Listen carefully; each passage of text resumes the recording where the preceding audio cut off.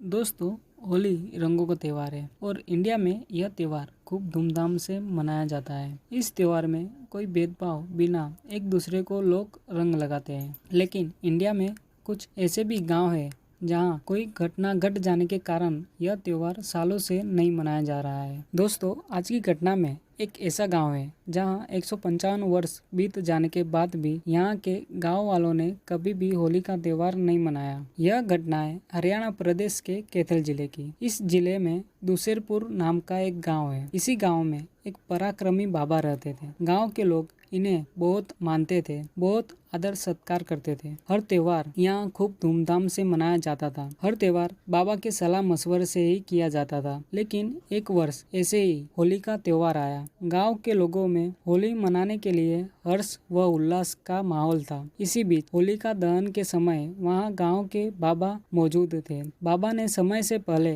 होलिका दहन करने से रोकना चाहा, लेकिन कुछ वहाँ के युवाओं ने उनका मजाक उड़ाते हुए समय से पहले होलिका दहन कर दी। उनके सामने उनकी बात का उल्लंघन हुआ तो उन्हें क्रोध आ गया और उन्होंने गांव वालों को श्राप देते हुए कहा, आज के बाद इस गांव में होली का पर्व नहीं मनाया जाएगा और यदि किसी ने होली का त्यौहार मनाया तो उस व्यक्ति के लिए उस दिन उसके परिवार के लिए अशुभ होगा। यह बात सुनकर गांव वाले डर गए और बाबा से क्षमा याचना मांगने लगे और बाबा ने उनकी बात का मान रखते हुए कहा, यदि होली वाले दिन गांव में किसी भी गांव के व्यक्ति के गाय को बछड़ा और गांव की किसी भी महिला को लड़का पैदा होगा तो उस दिन के बाद गांव के लोग श्राप से मुक्त हो जाएंगे। इतना कहकर उन्होंने अपनी जीवन लीला समाप्त कर डाली। दोस्तों, यही वो घटना है जो उस गांव में 155 वर्ष बीत जाने के बावजूद भी